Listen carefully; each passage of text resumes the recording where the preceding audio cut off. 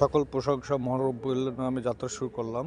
তো আমি সকালবেলা যখন আমরা বের হই তখন অবশ্যই তার নাম নিয়ে বের হই।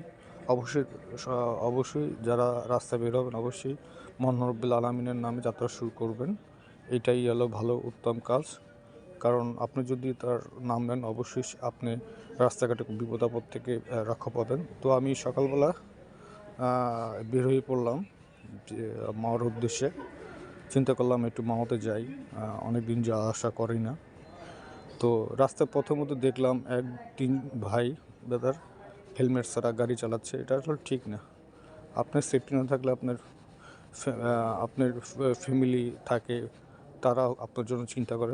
আপনারা অবশ্যই সেফটি মেনটেন করে বাইক চালাবেন, এটাই হলো ব্যাপার। আর এই তিন ভাই যে হেলমেট ছাড়া যে বাইক চালাইতেছে এটা আমার নিজের কাছে খারাপ লাগে। তো চলে আসলাম রুইতপুরে তো জাম। তো জানেনি যারা কলাতিয়া বা কেরানীগঞ্জের দিকে আসা যাওয়া করছেন, এটা রুইতপুর, আমি কলাতে হয়ে রুইতপুরে আসলাম। তো এটা সারা জীবনের এই অবস্থায় থাকে, যেহেতু এখানে অনেক গাড়ি টাড়ি থাকে। আর আর আমি এখন চলে যাব বামে।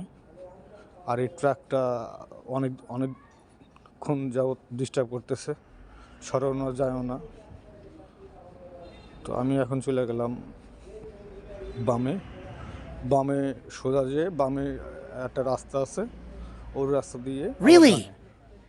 তো এই পথের মধ্যে এই বাস ভাই আমাকে সাইড দিয়ে দিচ্ছে। উনি খুব ভালো একজন লোক। অবশ্যই যারা বাস চালক সবাই তো আর খারাপ না, আর মোটরসাইকেল সবাই আবার ভালোও না, সবাই করে। এখন চলে যাব বাম দিকে। চলে আসলাম এখানে আমাদের রুদপুর থেকে বা এইসব মাওয়ার রাস্তা পর্যন্ত 20 কিলোর মতো রাস্তা। তো প্রচণ্ড পরিমাণে জাম ছিল। এইটার পরে আর রুদপুরে পরে আর কোনো জাম নেই, এক রাস্তা, কোনো কোনো নেই, কোনো জাম টাম নাই। তো এই ট্রাক ভাইয়ালা প্রচণ্ড পরিমাণে লোড লইছে। এখন চলে যাচ্ছি ডাইনে। তো আসলে ব্যাপারটা হলো কি, আমরা যখন রাস্তা বের হই আসলে সেফটি মেনটেন করে গাড়ি চালাই না। এটা আসলে আমাদের জন্য দুঃখজনক, কিছু কিছু বাইকারদের জন্য। আমি প্রায় যখন এই রাস্তা দিয়ে আসি তখন প্রায় দেখি এলাকার যারা বাইক চালায় তারা আসলে কেউই মোটরসাইকেল হেলমেট পরে রাস্তায় আসা যাওয়া করে না। এটা আসলে একটা দুঃখজনক ব্যাপার। আপনি যখনই বের হবেন তখনই অবশ্যই হেলমেট পরে রাস্তা বেরোবেন। তো চলে আসলাম মাওয়া রাস্তার কাছাকাছি।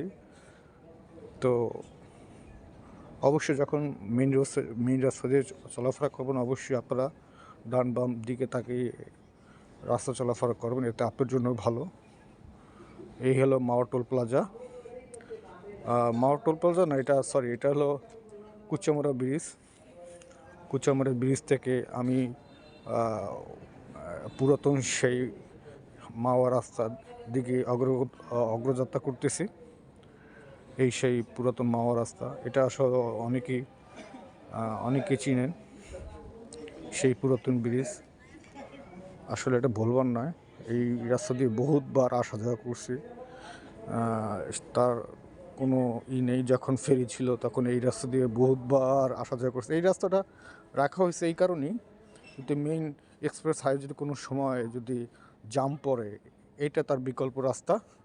এই কারণে প্রত্যেক মাওয়া এক্সপ্রেস হাইওয়ে দুই পাশেই বাইপাস রাস্তা দিয়ে দিচ্ছে, যাতে কোনো সময় লোকাল গাড়িগুলি বা কোনো জামে যত মেইন রাস্তা যাতে না যানজট না সৃষ্টি করে। তো সকালবেলা আসলে যখন বের হয়েছি তখন মনে হয়েছিল না যে এত ঠান্ডা পড়বে, যেহেতু আমি 10টার সময় বের হয়ে গেছি। তো এখন যখন মেইন রাস্তা চলে আসলাম তখন আরও বেশি ঠান্ডা অনুভূতি সৃষ্টি করে। তো মিস করতেছি গ্লাভসকে। আর মোটামুটি আমার শরীরে মোটামুটি ভালোই ঠান্ডা লাগতেছে, এটা স্বাভাবিক। অস্বাভাবিক কিছু না, যেহেতু একটা ভুলই করে ফেলাইছি যে গ্লাভস না আনার কারণে। যাই হোক, আসলে ব্যাপারটা হলো তো আর কি করার।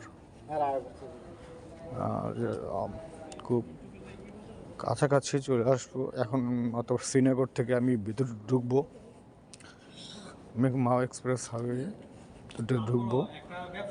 তো আসলে ব্যাপার হলো যে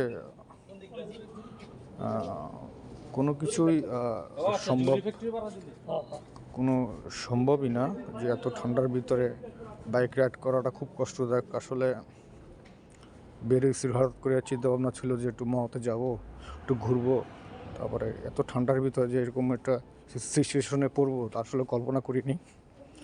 আর কুয়াশা চারপাশ দিয়া মানে ধেয়ে গেছে এমন একটা অবস্থায়। এখন চলে আসছে শ্রীনগরে। শ্রীনগর থেকে আমি ডানে মুভ নিব। এখানে একটা ফাঁকা জায়গা আছে, যারা এই রাস্তা আসেন অবশ্যই এই রাস্তা দিয়ে আমি সবসময় আসা যাওয়া করি। এই এখন ডানে ঢুকবো।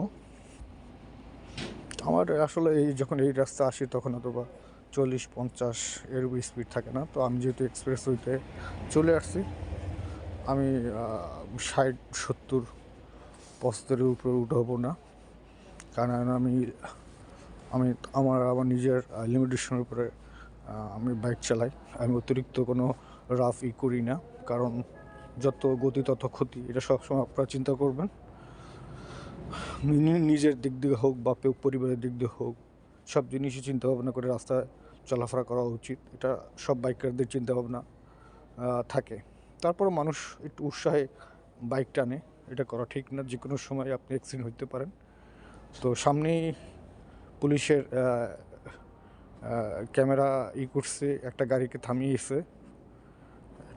সে মানে 100-এর উপরে চলে গেছে, কারণে গাড়িকে থামিয়েছে এবং মামলা করতেছে। এটা পুলিশ ভাইকেদেরকে অসংখ্য ধন্যবাদ, কারণ যত গতি হবে তত ক্ষতি, তত অ্যাক্সিডেন্টের সম্মুখীন হতে হয়।